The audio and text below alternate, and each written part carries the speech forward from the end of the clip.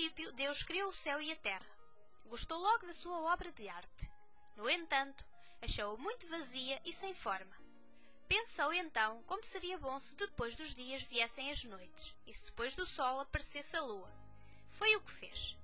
Mesmo assim Deus não estava satisfeito porque reparou que havia muito pouca cor.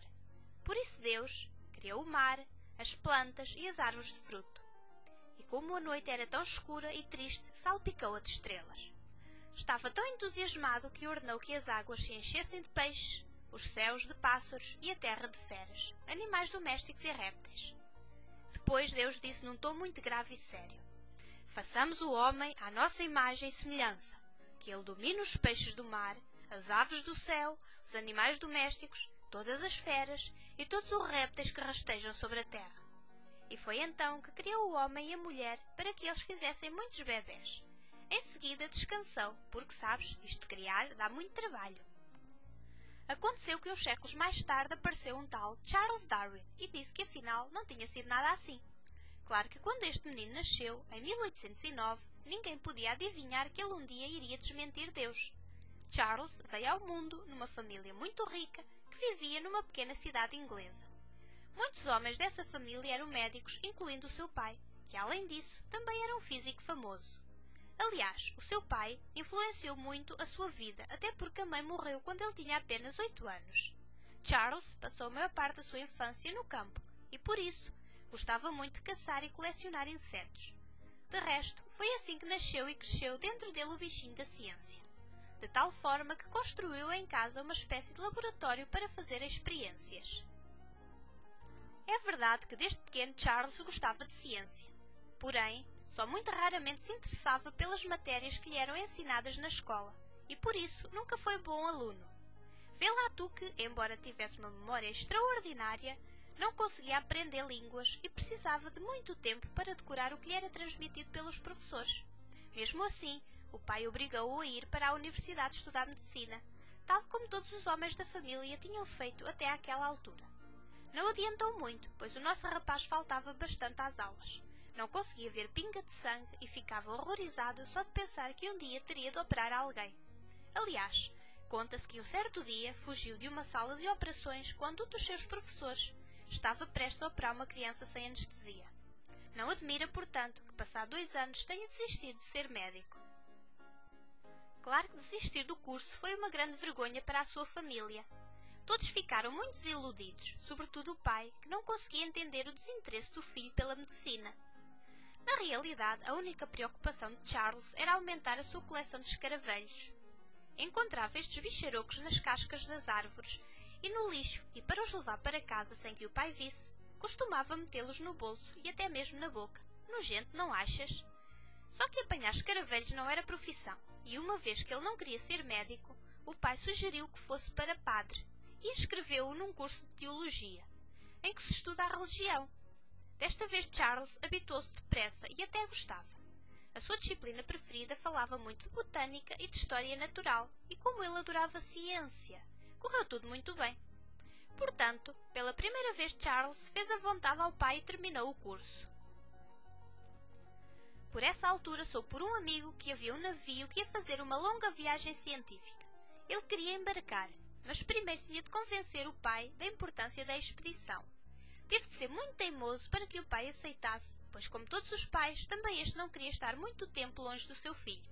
De qualquer forma, a 27 de dezembro de 1831, um rapaz alto e franzino partiu, todo contente, numa missão de investigação a bordo de um navio chamado Beagle, sem saber que ia estar fora durante 5 anos. Nos primeiros dias sentiu-se muito mal disposto e fartou-se de vomitar, mas logo se acostumou ao baloiçar do navio. Os seus esforços valeram a pena, porque graças a esta viagem ele pôde aprender e experimentar muitas coisas e transformar-se num verdadeiro cientista.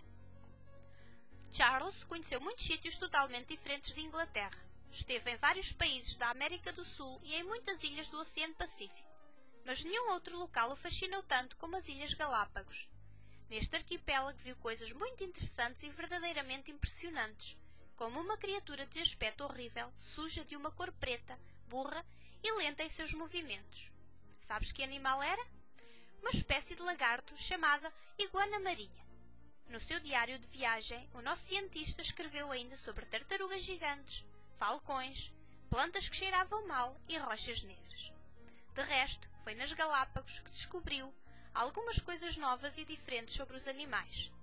O que o surpreendeu mais foi ver dezenas de pequenas aves escuras, conhecidas como tentilhões.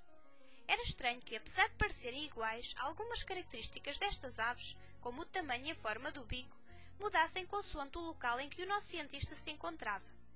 Havia tantos tentilhões, tentilhões do solo e tentilhões das árvores. Mesmo assim, ele conseguiu identificar 14 espécies que ficaram conhecidas como tentilhões de Darwin. As observações que fez a bordo do Beagle, sobretudo aquela história dos tentilhões, tinham-lhe dado muitas ideias. Curiosamente, só 20 anos depois é que publicou A Origem das Espécies. Sabes, este livro foi muito importante para a ciência, porque Darwin escreveu nele algo que nunca se tinha ouvido antes, que a natureza escolhia os animais e plantas mais fortes e eliminava os mais fracos. O nosso colecionador de escaravelhos tinha observado ao longo da sua viagem que não existiam dois seres da mesma espécie totalmente iguais.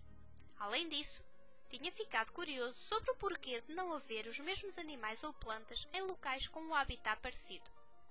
Este foi o ponto de partida para concluir que os mais fortes e mais adaptados ao meio ambiente não só sobreviviam com mais facilidade, como transmitiam a sua força à geração seguinte, ou seja, aos seus filhos. Ora, isto queria dizer que, por exemplo, no reino animal, a sobrevivência só está assegurada aos mais fortes, ou seja, àqueles que correm mais depressa, são mais inteligentes, mais resistentes à doença, mais agressivos e menos sensíveis aos humores do clima. A seleção natural até que nem foi a sua teoria mais discutida. Pior foi quando ele afirmou que o homem era um primo afastado do macaco. Imagina tu a confusão que isto não causou. É que ninguém acreditava que nós pudéssemos descender de um animal. Para a maior parte das pessoas, o homem tinha sido criado por Deus à sua imagem e semelhança. Portanto, houve muita gente, sobretudo aqueles que não eram cientistas, que criticaram Darwin e que se recusaram a acreditar na sua teoria, a que ele chamou evolução. Isto levantou uma dúvida gigantesca. Então, afinal, Adão e Eva não existiram? Eu sei que é uma grande desilusão, mas a verdade é que, de acordo com Darwin, o primeiro homem não foi Adão e a primeira mulher também não foi Eva. Foram um macaco e uma macaca.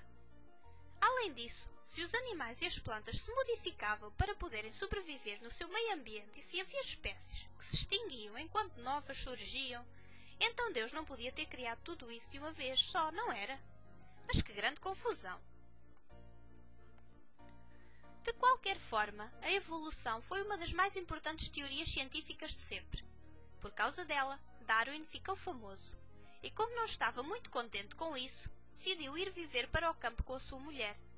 Deixou crescer a barba e praticamente nunca saía de casa, porque desde que regressou da viagem, era uma pessoa muito doente. Tinha horas fixas para comer, ler, escrever, passear, brincar com os 10 filhos, enfim, para fazer praticamente tudo. A observação era a sua profissão, tal como ele tinha sonhado desde pequenino. Afinal, ao contrário do que o seu pai dizia, o tempo que ele passou a colecionar escaravelhos foi-lhe muito útil. Charles Darwin morreu a 19 de abril de 1882, tendo sido sepultado num conhecido monumento inglês, a Abadia de Westminster, mesmo ao lado de Isaac Newton, outro grande cientista.